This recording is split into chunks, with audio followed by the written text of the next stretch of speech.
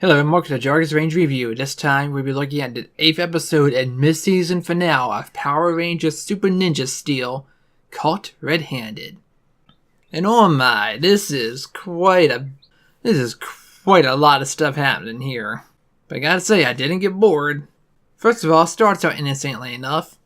The school is going on a camping trip, with Principal Hastings herself liking it so much she's gonna be part of it. Because Victor, Vincent, and Monty come in the room, and they warn the class to beware of the Summer Cove rhinoceros in the woods, with its large banana-shaped horn. It freaks out some people, but the Rangers are just trying to hold in their laughter. And they think they can catch it, because they have a net cannon to just shoot nets at anything.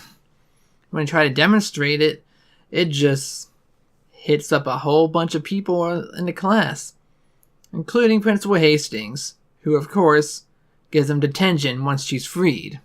But things take a turn downward as soon as things are settled down. Oh, but things take a worse turn after that settled down, because just before their stupid stunt, Principal Hastings told everyone they were going to use compasses, and that, except for her, she was going to use an antique one used by her grandmother. And Brody commented that he liked playing with his grandpa's that was like it. But it was missing after the incident. No one knows where it is. And it ends up inside of Brody's bag of all places. So of course, he gets detention for it along with our Bulk and Skull stand-ins. Because he says he didn't do it, and he refuses to lie about it. And we all know Brody, he's the most upright person there is. So of course he didn't do it. So then how did it get there? That's a mystery for us all right now. So everyone goes to the camping trip. However, our next member of the Galactic Ninjas attacks near the campsite. This is Rygor, who is very much a rhinoceros-like monster. Gotta wonder what kind of budget the school has, because the detention is completely unmonitored. And so, Victor and Monty sneak out of detention, and when it's clear Brody does, when he gets the alert that the monster's there.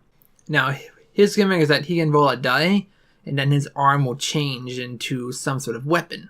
And it can do all kinds of things, including make exploding jacks come out of a bag.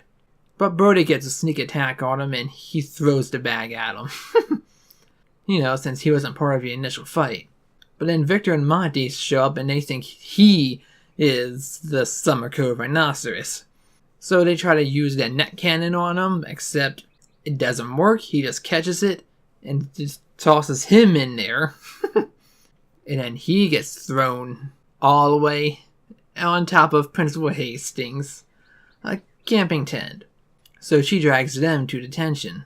But of course they try to show her that they got footage on Monty's camera of the rhinoceros. So she hurriedly takes him back to detention, where Brody has snuck back because he has ninja speed. So when they get dragged back in, it looks like he's just been studying at his desk the whole time. Then Hastings connects the camera to the screen in the room, and it shows a close-up shot of when the nets were being fired off, the tail end of one of them slapped the compass off the desk, presumably into his bag. So she says that she's proud of the integrity that Brody had because he refused to lie about it. Hey, he even went back to detention on his own before he knew she was coming back. Though she don't need to know that part. So she says he can go to camping trip, and so of course he goes there and joins the Rangers. Well, he's about to, except Rygor attacks again.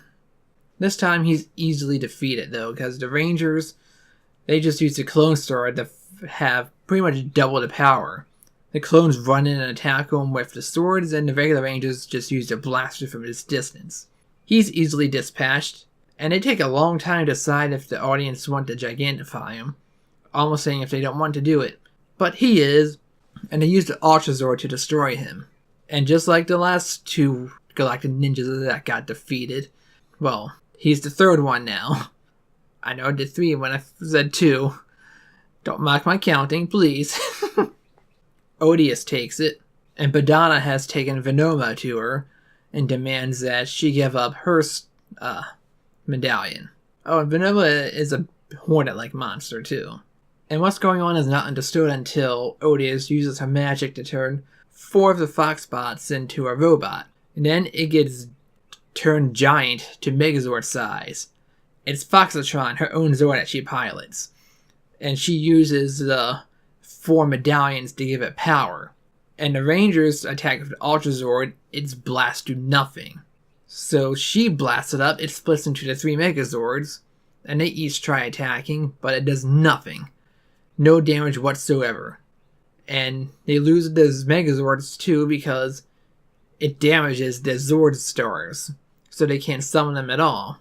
And just when she was about to finish the Rangers, it completely runs out of power. To which Vanilla says, well, it has to be charged to use up all that energy. But by this time tomorrow, it'll be powerful enough to destroy all the Rangers again. Especially since they have no Megazords. So of course everything gets teleported away. And we have a to be continued. How will the Rangers defeat this? And wow. This was a very good episode. I mean, the first half I knew was some shenanigans. Now I gotta say, Brody is pretty tough. I mean, he went by the rules even when he knew he was being wrong. If it was me, I was going on that trip. Despite being told not to at that point. Now it is interesting for once that Victor and Monty were the source of everyone's troubles instead of their amusement. These galactic ninjas, they were shown to be strong in their first appearance. I mean, come on, Wolverine survived being destroyed somehow. But they subverted that trope of calling in a new team of advanced warriors to defeat the Rangers by just having them be pawns of Odious this whole time. Ooh, she is diabolical. And good thinking for once to leave their mid-season finale on a cliffhanger, so that people will come back when it resumes late summer. It's got me anticipating how that's going to be resolved. I mean, the Rangers are going to need some really extra powerful help. Some new stars from the Prism, a new Ranger, some old Rangers, some really old Rangers. Given this Mighty Morphin motif we've been dealing with lately, who knows? But this whole Super Ninja Steel has been amazing. Like, a lot of Ninja Steel, it was meh. It was average at best. It wasn't bad, but not a whole lot was great. But these 8 episodes of Super Steel have just been extremely worth watching no matter who you are, and I would recommend it all. And I'm Jargus Ranger. Thanks for watching, and hope you see me on the next review and my next video as well. Until then, let the power protect you. Thanks for watching.